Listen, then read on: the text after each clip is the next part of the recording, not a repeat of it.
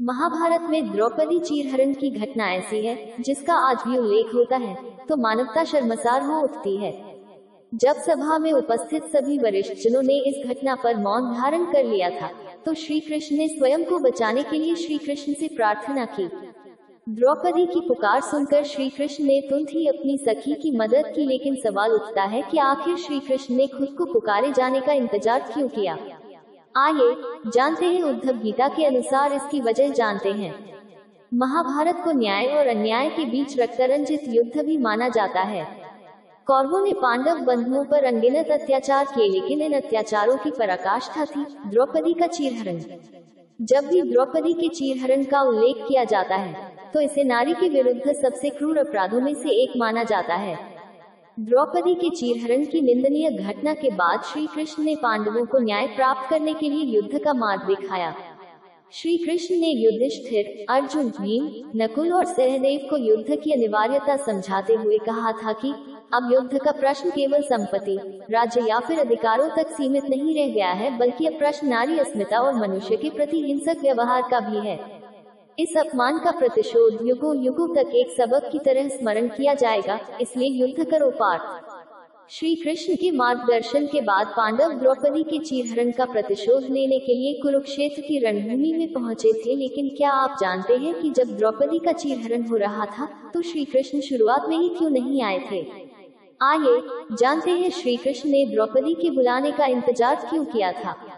द्रौपदी का चीरहरण होता रहा, लेकिन भगवान श्री कृष्ण करते रहे बुलावे का इंतजार। जाने क्या थी वजह?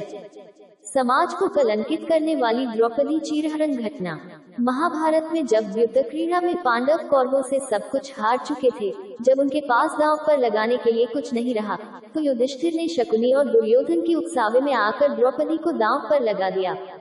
दुर्योधन के आदेश पर दुशासन द्रौपदी के बाल पकड़कर उसे घसीटते हुए सभा में लेकर आया। द्रौपदी का अपमान होते देखकर सभा में बैठे किसी भी वरिष्ठजन ने इसका विरोध नहीं किया। उन्हें देखकर ऐसा लगता था मानो सभी का विवेक मरने के साथ संवेदनाएं भी मर चुकी हो। द्रौपदी ने दुशासन से खुद को छुड़ाने का बहुत प्रयास किया, लेकिन विफल रही। इस दौरान द्रौपदी बारी बारी से सभी वरिष्ठजनों से बचाए जाने की गुहार लगा रही थी, लेकिन किसी ने उसकी सहायता नहीं की। उद्धव गीता के अनुसार श्री कृष्ण ने क्यों किया द्रौपदी के बुलाने का इंतजार?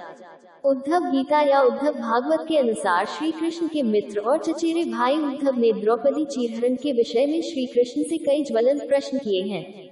उद्धव गीता के अनुसार श्री कृष्ण के मित्र उद्धव पूछते हैं, हे केशव, जब हस्तिनापुर में द्रौपदी चीरहरण की इतनी बीभत्स घटना घट रही थी तो आपने तुरंत जाकर द्रौपदी को क्यों नहीं बचाया?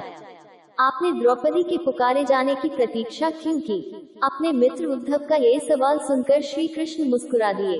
द्रौपदी चीरहरण के समय पूरी सभा थी मौन। महाभारत में द्यूतक्रीड़ा के समय युधिष्ठिर ने द्रौपदी को दांव पर लगा दिया और दुर्योधन की ओर से मामा शकुनी ने द्रौपदी को जीत लिया। उस समय दुशासन दुर्योधन के आदेशानुसार द्रौपदी को बालों से पकड़कर घसीटते हुए सभा में ले आया। जब वहां द्रौपदी का अपमान हो रहा था तब भीष्म पितामह, द्रोणाचार्य और विदुर जैसे न्यायकर्ता और महान लोग सभी मौन होकर सिर झुकाकर बैठे थे। इस कारण श्री कृष्ण सभा में उपस्थित नहीं थे। श्री कृष्ण उद्धव के सवालों पर मुस्कुराते हुए बोले, इस सृष्टि का नियम है कि विवेकवान व्यक्ति ही जीतता है, जो जीतने के लिए बुद्धि का प्रयोग करता है। दुर्योधन के पास द्यूतक्रीड़ा खेलने के लिए असीम धन था, लेकिन उसे द्यूतक्रीड़ा खेलने का विवेक नहीं था, इसलिए उसने अपने मामा शकुनी पर विश्वास करके उन्हें अपनी तरफ से द्यूतक्रीड़ा खेलने के लिए कहा। यह उसका विवेक से लिया गया निर्णय था, जबकि युधिष्ठिर सहित पांचों पांडवों को ये खेल खेलना नहीं आता था, लेकिन उन्होंने विवेक का इस्तेमाल नहीं किया और मुझे अपनी तरफ से खेलने के लिए एक बार भी नहीं कहा। धर्मराज युधिष्ठिर को ये बात पता थी कि द्यूतक्रीड़ा सामाजिक बुराई को बढ़ावा देने वाला खेल है, लेकिन फिर भी उन्होंने इस खेल को खेलना जारी रखा।